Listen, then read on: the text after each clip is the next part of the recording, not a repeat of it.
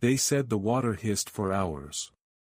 The great bronze cauldron had been placed in the courtyard, so that all could see. Soldiers piled logs beneath it, and when the fire took, the air filled with the sharp scent of resinous pine. People pressed forward to watch, townsfolk, nobles, even children on their father's shoulders. They came not out of pity, but out of fear. For the message was clear: to look upon the king's daughter with desire was to invite death itself. The man who was led to the scaffold that day was no thief, no traitor, no heretic. His crime, as the chronicler of the court coldly recorded, was this: he had presumed to love a princess. That was enough. The soldiers stripped him of his tunic, binding his wrists. Witnesses said he did not scream when they forced him toward the steaming vat. He looked only upward, toward a narrow window in the stone tower above, where perhaps, just perhaps, a pair of tearful eyes might have been watching. Then, without ceremony, they lowered him into the boiling water. The crowd fell silent, save for the bubbling and the sickening hiss of flesh. Centuries later, this story still chills the blood. Who was he? A knight? A servant? A common man of good heart and reckless courage? And who was the princess who risked everything for a glance, a word, perhaps a secret vow whispered in the garden's shadows? The chronicles leave us fragments, not answers. Yet in these fragments lies a tale of forbidden love, of a kingdom ruled more by fear than by justice, and of how one young man's death became a warning etched into memory. It begins not with boiling water, but with silence. Silence inside stone halls, where every whisper could be overheard. Silence in the tapestries that veiled hidden doors. Silence in the gardens where royal daughters were kept like rare flowers, admired from afar, never touched. The setting was a kingdom where bloodlines were everything.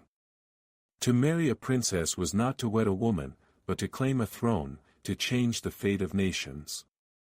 Kings guarded their daughters as fiercely as their treasure rooms. Suitors had to be of equal rank or higher, anyone lesser was invisible, or worse, a danger. And yet, behind the heavy walls of protocol and suspicion, life still pulsed. Princesses still longed, laughed, dreamed. And sometimes, against all rules, their eyes fell upon someone they were never meant to see. Who was this man? Chroniclers disagree. Some call him a cupbearer, the kind of trusted servant who poured wine for the king, always at his side, yet always invisible. Others describe him as a young noble of minor rank, close enough to the court to be seen, but far too low to be considered a husband for a princess. Still others whisper he was a knight, whose victories had won admiration but not permission to cross the boundary between duty and desire. Whichever version is true, the threads converge on one fact: he caught the princess's gaze. And she did not look away. In medieval courts, love was both celebrated and forbidden. Troubadours sang of knights who adored ladies they could never touch, weaving verses of longing into the air of stone halls. These songs gave shape to what was called courtly love, a dangerous art of loving from afar, of offering devotion that could never be fulfilled. But every so often, fantasy slipped into reality. A glance became a touch became a word, and a word became a promise. For those born into power, such promises were perilous. A princess's body was a matter of state. Her marriage was a treaty, her womb a future alliance. To give her heart elsewhere was treason, not only for her, but for the man who dared to receive it. We do not know how long the affair lasted. Perhaps it was nothing more than secret smiles in the corridor, exchanged letters hidden in the folds of garments, a meeting at dusk in the chapel gardens. Perhaps it went further, into whispered vows of eternal faith. What we do know is this: they were discovered. The chronicler writes laconically, their familiarity was noticed, and word came swiftly to the king. One can imagine the terror that must have seized them when they realized that even the walls had eyes. From that moment, the young man's fate was sealed. The king, outraged, would not simply exile or imprison him. No, the punishment had to be unforgettable. It had to serve as a warning to every man who might dream of more than his station. The method chosen was as old as cruelty itself, boiling alive. A death designed not just to end, but to terrify. The execution was announced publicly, and the city gathered to see. Parents pointed to the scaffold and told their sons, "Remember this, if you ever forget your place." And so he died, nameless in some records, remembered only by the manner of his death and the impossible love that condemned him. But the silence around the princess is even more haunting. What became of her? Some say she was married off swiftly to erase scandal. Others whisper that she was locked away, never again allowed to walk freely in gardens. And perhaps, in her old age, she carried the memory of a young man's eyes staring upward as he was lowered into boiling water.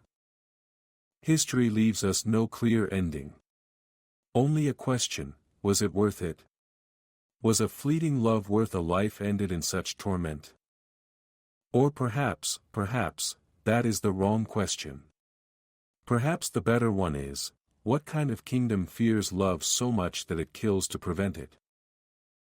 Thus begins our story. A love that should have remained a song, turned into a death sentence. A nameless man who became unforgettable because of the cruelty he endured.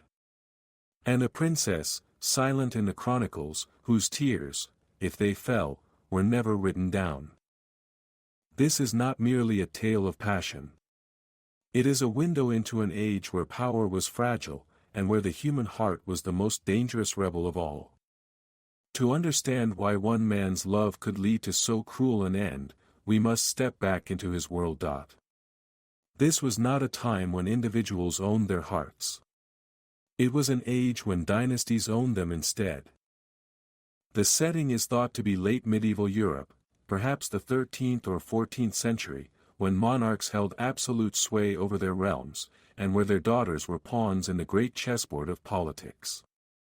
Some chronicles place the tale in the German lands, where the Holy Roman Empire loomed vast and divided. Others hint at the kingdoms of Eastern Europe, where the line between royal majesty and raw brutality was perilously thin. The truth, perhaps, is lost between them. Yet the world they describe was one of rigid hierarchy, fierce loyalty, and unyielding suspicion. Imagine a city of stone walls and wooden roofs, its narrow streets winding toward the castle at the center. At dawn, smoke rises from the chimneys of bakers, and the clang of the blacksmith's hammer echoes across the market square. Merchants cry their wares, spices from Venice, wool from Flanders, salt brought from distant mines. The people of the town live their lives within sight of the towering fortress. That fortress is not merely a home. It is a symbol. Its high walls declare the distance between ruler and ruled. Within those walls, the king and his family live in a world apart, one of tapestries, feasts, guarded gardens, and silent fear. For behind the splendor lies constant vigilance. Rivals seek to seize thrones. Foreign princes court alliances. The nobility itself, with their endless feuds, are both allies and threats. In such a world, a princess is not a daughter to be cherished, but a promise to be bartered. Her smile is not her own, it belongs to her father's policy. Medieval chronicles describe how carefully princesses were guarded. They were educated in piety and virtue, often confined to chambers attended only by female servants and a few trusted eunuchs or matrons. They might be permitted to stroll through gardens or attend the chapel, but always under watchful eyes. Every step, every word, was measured. And yet, desire cannot be measured. Walls cannot contain it. Even a glimpse of freedom, a hunt, a festival, a dance, offered moments when glances could meet, when something unplanned might spark. Historians tell us that royal households employed dozens of young men, cupbearers, squires, pages, musicians. They moved quietly in the background, always present but rarely acknowledged. It was among these shadows that forbidden stories began.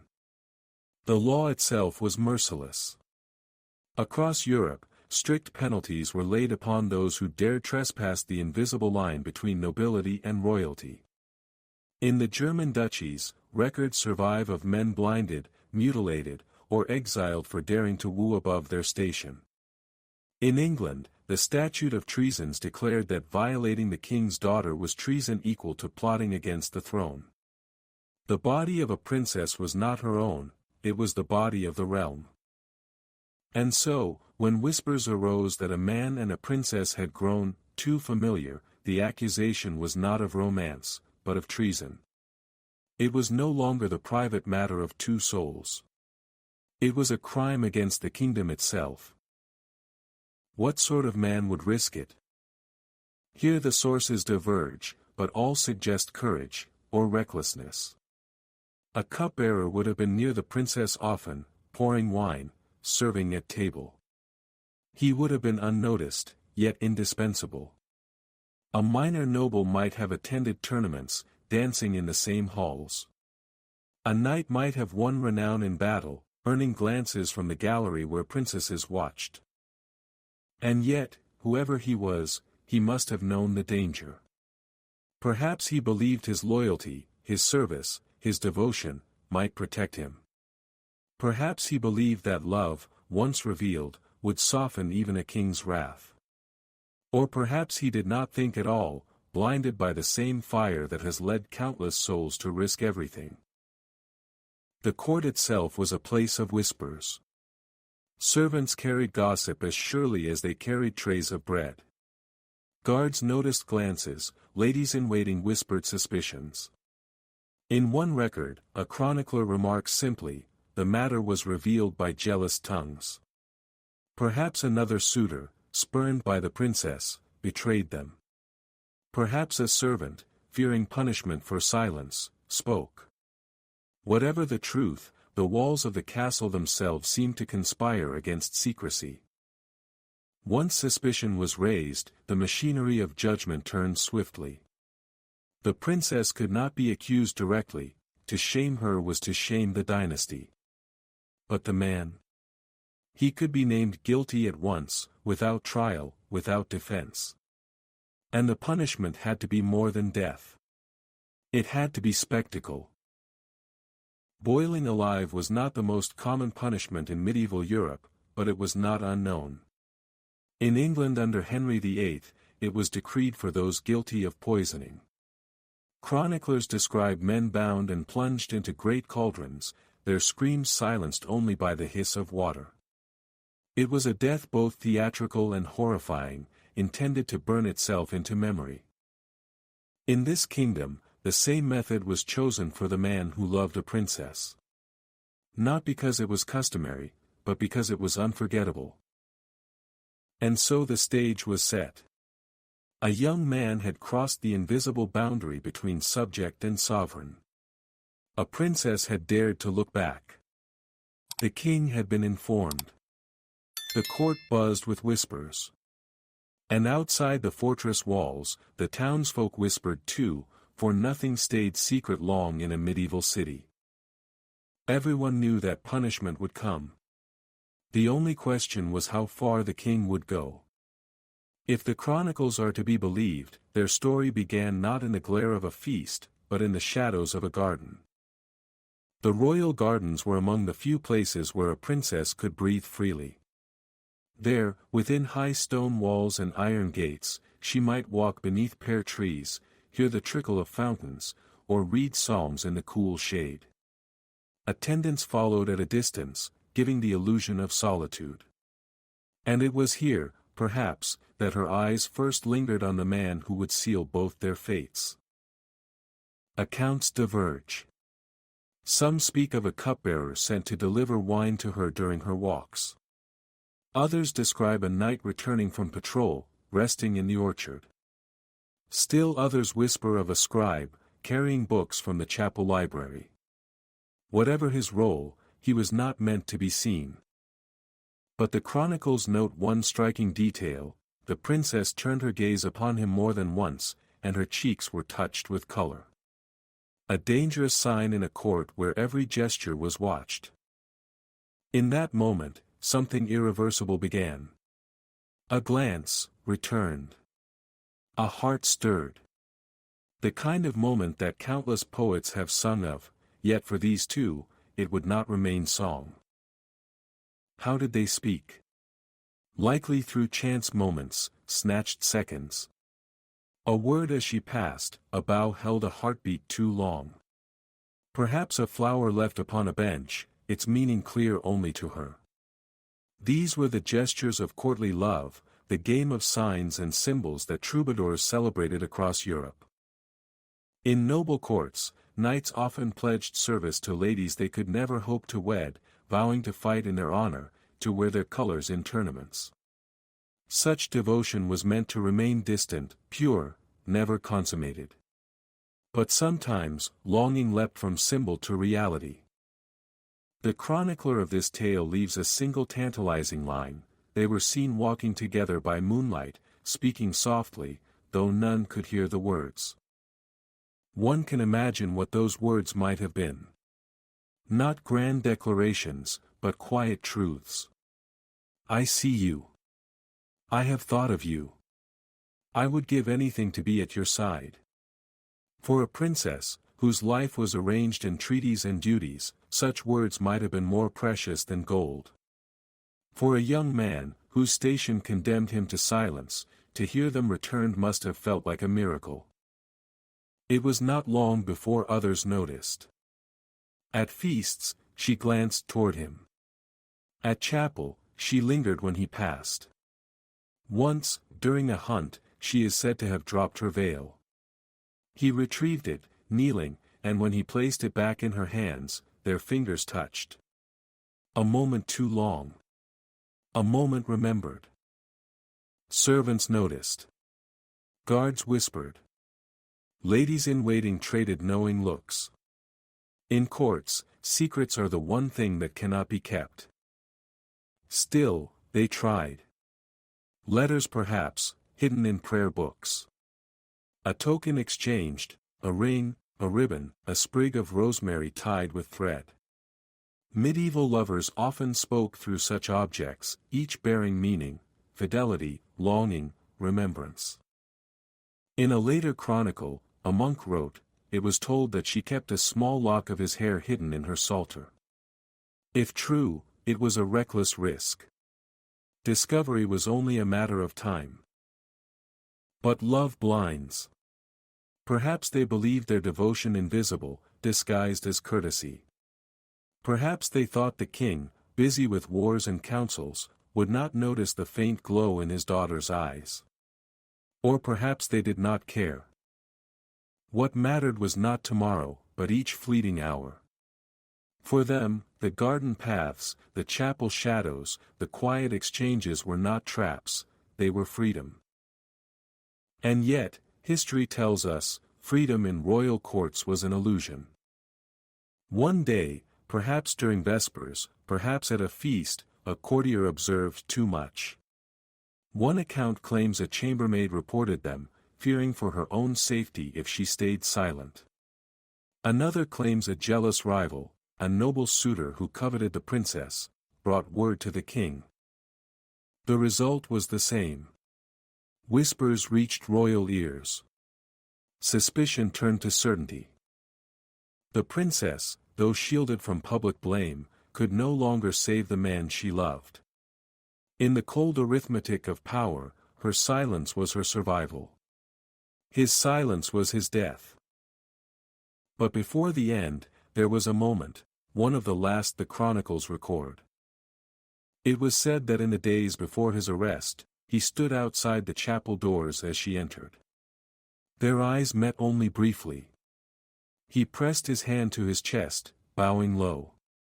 She lowered her gaze, but her lips moved. Some claimed she whispered, "Forgive me." Others swore it was forever. No one could be sure. Yet in that fleeting exchange, their fate was sealed. What began as whispers in the garden had become whispers in the court. And whispers, in a medieval kingdom, were more dangerous than swords. It began with a whisper, but it ended with the clatter of boots. One evening, as the last bells of vespers echoed across the courtyard, the young man was summoned. It was not a polite invitation, but a command. Guards appeared, their armor glinting in the fading light. He was told the king required him, immediately. There was no chance to hide, no chance to prepare. He followed, his heart heavy, though he must have known. The walls had been speaking. Every glance, every gesture, had been counted and weighed. Now the reckoning had come. The princess, according to one chronicle, was at prayer when she heard. A servant rushed in, pale, whispering that her companion had been taken. She dropped her book, pages fluttering across the floor like startled doves. Her attendants insisted she remain silent, but tears betrayed her. For though the court might protect her name, her heart had already betrayed her face. The interrogation was swift. There was no trial in the sense we imagine today. No counsel, no witnesses, no defense. In the medieval court, justice was not blind, it was the king's will-given form. To be accused was to be condemned. What words passed between the king and the prisoner are lost.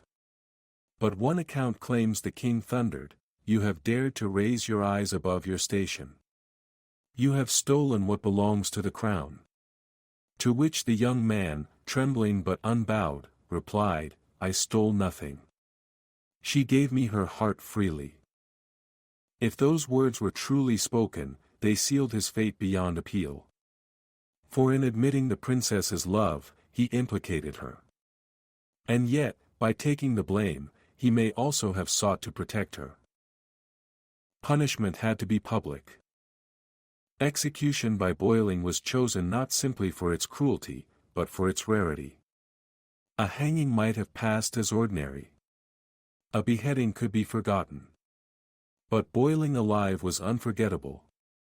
It was meant to scorch memory itself. Messengers spread the word. The townsfolk gathered. Merchants abandoned their stalls, peasants trudged in from the fields. Nobles pressed forward for a better view, eager to prove their loyalty by their presence. The city had become a stage, and death its performance. In the days before his execution, the prisoner was kept in the dungeons. Chronicles say he sang hymns, his voice echoing through the damp stone corridors. Others claim he wrote lines of poetry on scraps of parchment, verses of devotion smuggled to the princess. None survive, if they ever existed. But the legend grew that his last words were not curses, but blessings. As for the princess, she vanished from sight. She was not permitted to visit, not even to plead. Her chambers were locked, her attendants doubled. Some said she fainted upon hearing his sentence. Others said she refused food, pale and silent as stone. A veil of silence descended around her, silence that, in its own way, was more eloquent than words. The day of judgment dawned gray. Clouds hung low, the air damp with the smell of rain. Yet the fire was lit early in the square, the cauldron set upon its iron frame. Soldiers stood guard, their pikes gleaming, holding back the swelling crowd. When he was brought forth, the people saw a young man pale but resolute. His hands were bound, his tunic torn. He walked without resistance, though every step carried him closer to agony. Some in the crowd whispered pity. Others murmured fear. For they saw in him not just a man, but a warning. This is what happens when love crosses the line of power. But even as the spectacle prepared, there remained an unspoken question: would the princess appear? Chronicles are divided. Some insist she was kept locked away. Others whisper she managed to stand at a window, hidden behind curtains, her tears unseen except by the few who glanced upward. A single line from a later monk suggests, she beheld his passing, though she was never beheld. If true, it was a final, cruel mercy, to see him, but never touch him, never speak again. That morning, as the logs crackled and the cauldron hissed, an uneasy silence hung over the crowd. No troubadour sang, no merchant called, no laughter echoed. All eyes fixed on the young man who stood upon the scaffold. He looked not at the fire, nor at the crowd, but upward. Toward the towers. Toward the narrow windows where he might imagine her watching. And in that moment, before the soldiers seized him, it is said he whispered a prayer, not for deliverance, but for her. Thus ended the prelude. The stage was set. The fire roared. The people waited. The crime of love had been judged. The sentence was ready to fall. The morning was heavy with clouds, as if the sky itself recoiled from what was to come. In the central square, a scaffold had been erected. Upon it stood the great cauldron, its bronze sides already darkened by soot, its belly filled with water that trembled in anticipation. Beneath, the fire crackled, flames licking upward, smoke twisting into the damp air. The crowd pressed close. Peasants, artisans, merchants, men and women who had left their work to witness what few had ever seen. Children clutched their mothers' hands, eyes wide with both dread and fascination. Nobles, cloaked in fur, jostled for vantage, their faces hard, determined to be seen endorsing the king's justice. And among them, the guards formed a living wall, their armor clattering as they shifted their pikes. The prisoner was brought forth. He appeared pale, yet his step did not falter. His tunic was torn, his wrists bound, his hair disheveled from nights in the dungeon. Some swore his lips still moved in prayer. Others claimed he looked upward, searching the towers for a glimpse of her face. But all agreed he carried himself with a strange calm, as if he had already made peace with the price of his love. The herald stepped forward, unrolling a parchment. His voice rang out, "This man has dared to presume above his station. He has dishonored the crown, corrupted innocence, and threatened the realm. By the king's command, he shall suffer death by boiling, that all may remember, and all may fear." A murmur rippled through the crowd. To hear the words aloud was to feel their weight, and their warning. The soldiers seized him. Rope bound his chest and arms, though he did not resist. At the edge of the scaffold, the heat of the cauldron washed over him, carrying the acrid scent of smoke and steam. Witnesses later described the silence that fell, a silence so deep that even the crackle of the fire seemed muted. For the people knew what was coming, and even those who supported the king's justice trembled at the cruelty of it. At a signal from the captain, the soldiers lifted him. He did not cry out.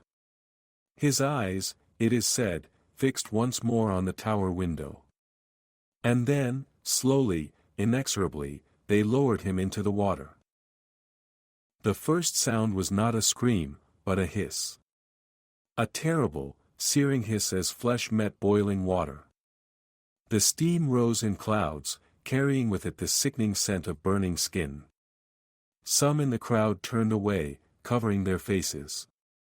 Others stared, frozen, unable to look yet unable to turn aside. When his voice did rise, it was not in shrieks of terror, but in words. Fragments of a prayer, broken by gasps, "Lord, receive my soul." Even in agony, he clung to faith. To some, it was a final act of defiance, a refusal to let the king take his spirit even as he destroyed his body. The water bubbled, the fire roared. Time seemed to stretch into eternity. Chronicles disagree on how long it lasted. Some say he perished quickly, the water claiming him in moments. Others insist it dragged on, that his strength endured far beyond expectation, as if love itself lent him endurance. One monk, writing decades later, recorded that the crowd wept openly, their pity overcoming their fear. And what of the princess? Here the records fall into silence, or perhaps into legend. One tale insists she watched from her window, her face pale as death, her veil soaked with tears. Another claims she fainted, carried back to her chambers, never to be seen again until her arranged marriage. Still another whispers that she collapsed that very day, refusing food, wasting away within months. The truth is lost. But the image remains, a man boiling in the cauldron, eyes lifted toward a tower where perhaps, unseen, the woman he loved watched his final breath. When it was done, the body was removed, lifeless and disfigured. The cauldron was left standing as a grim reminder, its water drained, its sides blackened. Parents pointed it out to their children as they passed, murmuring, "Remember. This is the fate of those who forget their place." The square slowly emptied. The fire burned down to ash. Yet the memory lingered. Not only of the cruelty, but of the silence of a man who endured without curse, the silence of a princess who could not speak, the silence of a people who dared not question their king. Centuries later, chroniclers would recall that day as more than an execution. It was a lesson written not in parchment, but in steam and fire. A reminder that love could be punished more severely than treason, that desire itself was dangerous when it crossed the invisible boundary of blood. And in whispers, the people remembered not the king's justice, but the young man's gaze. His upward eyes, his whispered prayer, his refusal to beg. For in that final act, he turned punishment into memory. And memory, unlike flesh, does not perish in boiling water. The cauldron cooled, the ashes scattered, the crowd dispersed. Yet what remained was not only the memory of cruelty, it was the silence that followed. For days after the execution, the city seemed subdued. Market squares bustled as always, yet the voices were lower, the laughter dimmer. It was as though the people carried an invisible weight, the echo of screams that had not been screams, of prayers that lingered in the smoke. In taverns, men spoke of it in whispers, he did not curse them. He looked upward to the tower. Even the fire could not break him. Each telling added new color, but the core remained, his death was not just punishment, it was witness. The king, for his part, considered the matter closed. Justice had been delivered. Order reaffirmed. He had defended his dynasty, shown his nobles and subjects alike that disobedience, in whatever form, would be crushed. He dined that evening, surrounded by courtiers, as though nothing had happened. Yet even there, in the glitter of silver cups and the echo of music, the shadow lingered. For cruelty leaves stains even upon the hands that command it. And the princess? Here the chronicles grow murky. Some say she was immediately promised to a foreign prince, her marriage hastened to wash away scandal. She was sent away within months, carried across borders to a palace where her tears would be hidden, her silence explained as modesty. Others claim the opposite, that the king, fearing further disgrace, kept her cloistered. Her chambers became her prison, her attendants her jailers. She was seen less and less, until she was spoken of only as a name, a shadow in the tower, a memory. Still another version, whispered, not written, says she never recovered. That her health withered, her laughter vanished, her spirit broke. One rumor holds that she died within a year, of sorrow, though no record confirms it. Perhaps it was simply easier for the people to believe that her love carried her to the grave, rather than imagine her enduring in silence. Legends grew. Some claimed that on certain nights, a woman's figure could be seen at the high window, gazing out toward the square where the cauldron had once stood. Others swore that in the garden, where they had first walked, her voice could be heard softly calling a name. Such tales were whispered by servants, passed from generation to generation, until they became part of the folklore of the city. Even the cauldron itself became an object of dread. For years it remained in the square, rusting, blackened, too heavy to move. Children avoided it, crossing themselves when they passed. Merchants muttered that its shadow cursed their stalls. Eventually it was dragged away and broken for scrap, yet the memory clung to the stones where it had stood. Historians note that this was not unique. Medieval Europe was full of warnings etched into public memory: scaffolds where traitors had hung, towers where prisoners had rotted, stones darkened by blood. Yet this story was different. For here, the crime was not treason in arms, nor heresy in faith, but love. And that, perhaps, is why it lingered longer, told and retold when other names faded. The chronicles also hint at unrest. For while fear silenced rebellion, pity whispered in secret. Some nobles muttered that the punishment was too harsh, that a man of such devotion might have been exiled rather than destroyed. Priests debated whether such cruelty stained the king's soul. And among the people, the story of the young man began to shift. He was no longer merely a prisoner, he was a martyr of the heart. One chronicle records a priest writing decades later, "In my youth, it was said that he died not for sin, but for love, and that God surely received him. For he endured the fire as others endure the sword." And so the story began its transformation. From scandal, to punishment, to parable. Parents told their children, "Beware forbidden love." But the children, hearing, remembered instead the courage of a man who had loved despite fear. Minstrels avoided singing of it openly, lest they anger the crown, yet fragments of the tale slipped into song: a knight undone, a lady who wept, a king who burned with fury. The people carried it quietly, like an ember under ash. The princess herself vanished into silence, whether through exile, cloister, or death. But the man's memory endured.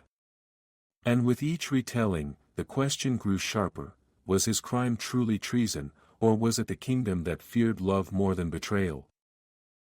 In the centuries that followed, the name of the king blurred, the dynasty shifted, the wars forgotten. But the image remained vivid: a boiling cauldron, a young man's calm gaze, a princess's silent tears. It is often so with history. The great battles are written, the treaties recorded, but what lingers in the soul are the stories of love, loss, and the cruelty of power. And this tale, whispered from mouth to mouth, became not a record of politics, but a mirror of the human heart. In the years that followed, the memory of the boiling spread far beyond the castle walls. What had begun as a scandal whispered in chambers soon became a parable retold in villages and towns. For rulers, it was a weapon. Courtiers invoked it as proof of the king's resolve. "Do not forget the cauldron," they said, whenever a noble wavered in loyalty or a servant dared too much boldness.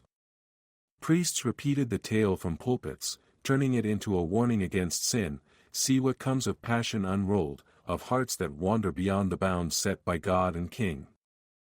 Fear was the mortar that held the kingdom together. And fear, once given form in fire and steam, could be remembered for generations. But the people remembered differently. For them, the story was not only about punishment, but about courage. They whispered that the young man had died without cursing, that he had endured pain with dignity, that he had looked only upward, not toward the king, but toward heaven, or perhaps toward the princess's hidden window. Mothers hushed their children at night with the tale, "Do not reach where you cannot tread." Yet the children grew, and what they remembered was not the warning, but the image of love defying power. Thus, even as the king sought to crush a scandal, he had sown the seeds of legend. In Chronicles of the Church, the tale shifted again. Some monks, writing a century later, described the man as a figure of near sainthood. He perished in the boiling water, yet his faith did not perish. He loved not for lust, but for purity of devotion. And though men condemned him, perhaps God crowned him. Others were less forgiving. A stern abbot wrote, "It was just punishment, for love without obedience is rebellion." But even in rebuke, the story spread, carried into monasteries, copied into manuscripts, its details embroidered with each telling. Politically, the cauldron became a tool. Kings and dukes repeated it to frighten their subjects, "Remember the one who forgot his place." In courts across the land, the fate of the nameless lover became shorthand for overstepping boundaries. Suitors of lesser birth were reminded of his screams, real or imagined. And yet, quietly, some nobles found the story troubling. If a man of devotion could be destroyed for love, then what security did any have against a ruler's fury? Behind closed doors, they wondered, was the cauldron a defense of honor, or a mask for tyranny? Meanwhile, the story seeped into art. In stained glass windows, anonymous figures of martyrs sometimes bore features uncannily like those described of the young man. In manuscripts, illuminators drew tiny scenes of boiling cauldrons, marginalia that flickered between warning and sympathy. Minstrels, though forbidden to sing of it openly, hinted at it in ballads, a night undone for a glance, a lady who wept unseen. Audiences knew the reference, even when names were never spoken. Thus the tale lived two lives, official and hidden. Officially, it was terror. Hidden, it was memory of love. As decades turned to centuries, dynasties rose and fell. Yet the story endured, though the king's name blurred and the princess's face vanished from record. What survived was the image, the cauldron, the crowd, the gaze upward. Details faded, but essence remained. Historians today struggle to trace its roots precisely. Was it in the German duchies? The Polish courts? The Hungarian palaces? Or even farther east, in the turbulent kingdoms of the Balkans? The story appears in fragments in multiple lands, as if carried by merchants, pilgrims, or soldiers, each reshaping it to local soil. Perhaps that is why it survived. For it was no longer merely the tale of one kingdom, but of all kingdoms where power feared love. And still, the princess remained silent. Her fate, though debated, was always overshadowed. Whether she married, or was cloistered, or died of grief, her voice never entered the chronicles. She became a figure defined not by her own words, but by the tragedy she witnessed. The man's screams, or prayers, were recorded. The king's commands were preserved. But her silence was absolute. And in that silence, later generations heard an echo louder than words, the echo of a heart that could not speak. Thus the lesson spread, rulers used it to enforce obedience, priests to preach chastity, and lovers to whisper of defiance. A single execution had become a mirror in which every generation saw its own fears, its own longings. And through it all, the cauldron remained, not the metal vessel itself, long since broken, but the image of it, heavy, smoking, hissing, as a young man lifted his gaze toward the window of a princess who could not save him. Centuries passed. Kingdoms fractured, wars raged, dynasties rose and fell. Yet the tale of the man boiled alive for loving a princess lingered like smoke after fire, never fully gone, never fully clear. The first generation remembered fear. The next remembered pity. But by the third and fourth, memory turned to legend. Travelers told the story in distant markets. Pilgrims whispered it on the road to shrines. Merchants carried it along trade routes, reshaping it as they went. In one land, the man was said to be a knight, bold and rash. In another, a humble servant, pure of heart. In yet another, he was described as a scholar, a poet whose verses had captured a princess's soul. The details shifted, but the essence remained: love across a forbidden line, punished by fire and water. In the 15th century, a German chronicler recorded, long ago, in a certain city, a man of low estate loved the daughter of his sovereign. He was seized, bound, and cast into a cauldron, his flesh destroyed. Yet he called upon God and died steadfast. Let all men know, the heart cannot be trusted when it strays above its station. But even as he warned, his words carried a different weight. For readers, the man seemed less criminal than victim, his faith more striking than his folly. A century later, in a Hungarian ballad, the tale appeared again, softened, reshaped, a princess and a knight who swore vows in secret.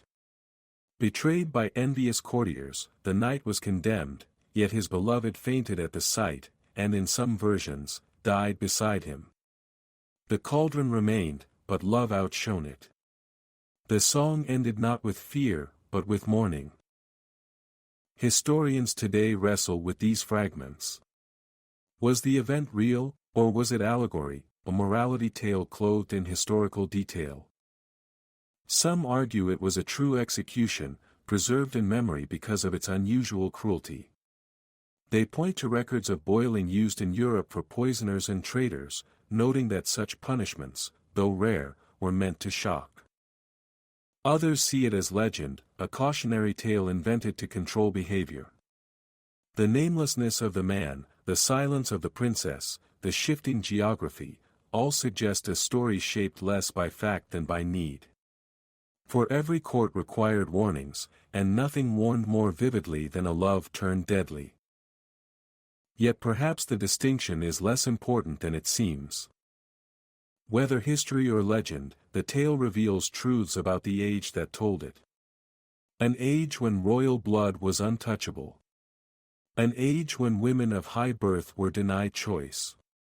An age when punishment was not only justice, but theater, a performance meant to sear obedience into the minds of all who watched. And above all, it reveals that even in such an age, people remembered the human heart. For though rulers sought to frame the story as warning, the people reshaped it as lament. In the 17th century, a Jesuit preacher in Prague used the story in a sermon: "See how worldly love leads to destruction. Better to love God, who cannot betray you." Yet parishioners, leaving the church, whispered instead, "He died for her." In the 19th century, Romantic writers rediscovered the tale, embracing it as proof of passion stronger than tyranny. Poets penned verses of star-crossed lovers, historians scoured chronicles for details, artists painted scenes of the cauldron shrouded in steam. The king, once the embodiment of justice, became the villain. The nameless lover, once the example of folly, became the hero. Even today, the debate continues. Was it a true story of a forgotten kingdom? Or was it a parable dressed in flesh and flame? Some scholars search archives for names, for court records, for any trace of the event. Others argue it matters less who he was, and more why people remembered. Memory, they remind us, is not a mirror of fact, but a reflection of what a culture fears, and what it hopes. And what does this tale reflect? That love, forbidden and dangerous, holds more power in memory than the commands of kings. That cruelty, even when triumphant, is remembered with shame. And that silence, the silence of a princess locked away, the silence of a people too afraid to speak, can echo louder than words across centuries. So the cauldron endures, not in bronze, but in imagination. Each age retells it, reshaping it, finding in it its own reflection. The medieval court saw it as terror. The people saw it as tragedy. The Romantics saw it as devotion. Historians see it as puzzle. And yet, at its heart, it remains the same story, a man, a princess, a forbidden love, and a death meant to erase it, a death that, instead, made it eternal. The story of the cauldron does not end with the man's death, nor with the princess's silence. For history is never only what happened. It is what is remembered, and what is feared. Generations passed. The square where the cauldron once stood was rebuilt, its stones relaid, its scaffold gone. New rulers came, new wars swept the land, new treaties redrew borders. The people of the city grew, traded, lived, and died. Yet the tale endured, carried not by monuments, but by memory. For some, it was a warning dot. Do not overstep. Do not reach where you cannot tread. Kings and dukes invoked it when their power was challenged, parents repeated it when their children grew reckless. In this form, the man's death was useful, a symbol of order. For others, it was lament. He died for love. Whispers told of his courage, of the princess's tears, of the injustice of a king who killed what he could not control. In this form, the tale was dangerous, for it suggested that power could destroy bodies, but not memory. Even centuries later, when the original kingdom was no more, the story lived on in villages where no one could name the king, the court, or even the princess. All they remembered was the cauldron, the boiling, and the man who looked upward as he perished. It is perhaps the greatest irony of tyranny: what kings do to be remembered in fear is remembered instead in pity. The name of the ruler fades, but the name of the victim, though never recorded, becomes eternal. The princess herself remained a shadow. Some claimed she was married far away, her grief locked in silence. Others swore she never wed, that her father feared scandal more than alliances. A legend tells of her retreat into a convent, where she prayed daily for the soul of the man she could not save. But whatever her fate, her voice was lost.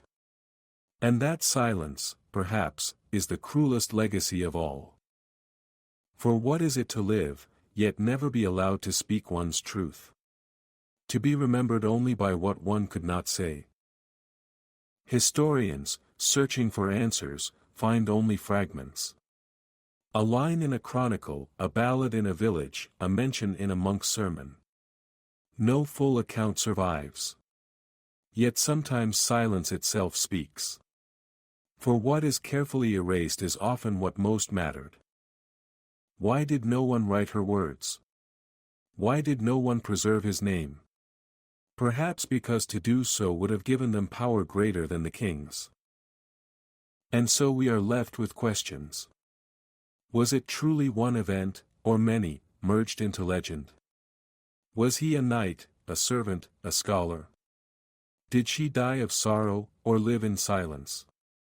Did he cry out in agony, or endure without sound? We cannot know. But perhaps certainty is not the point. For the story, whether history or myth, survives because it touches a truth deeper than fact, that love, forbidden and fragile, is stronger in memory than in decree. That cruelty, however theatrical, cannot silence the heart. That silence itself, the princesses, the peoples, histories, can carry more weight than words. And what of us, who hear the story now, centuries later? We live far from that square, those walls, that king. Yet the questions it raises remain close. How much freedom do we grant to the human heart? How often does power still silence love? How many voices remain unheard, their words lost, their names erased? Perhaps the tale of the cauldron endures not because of its cruelty, but because it is unfinished. The man died, but the princess did not speak. The king commanded, but his name was forgotten. The people whispered, but dared not shout. And so the story lingers, suspended, waiting for each generation to decide, was it justice, or was it tyranny? One thing is certain. The cauldron, long since broken, casts a shadow still. Close your eyes, and you can almost hear it, the crackle of the fire, the hiss of the water, the silence of the crowd. You can almost see him, bound, lifted, lowered, his gaze turned upward toward a window where perhaps she stood. And in that moment, centuries collapse. We are there, among the crowd, watching. And we, too, must choose what we remember. Do we remember the king's power? Or the man's love? History often leaves us with mysteries. But sometimes, the mystery itself is the answer. For what cannot be silenced, what refuses to vanish, is not the decree of rulers but the defiance of the human heart. So the story ends, not with the boiling of water, but with the boiling of memory. A story that, like steam, escapes the cauldron, rises upward, and lingers in the air, impossible to contain. And perhaps, somewhere beyond the reach of chronicles, beyond the silence of history, a man and a princess are remembered not for their suffering, but for their love.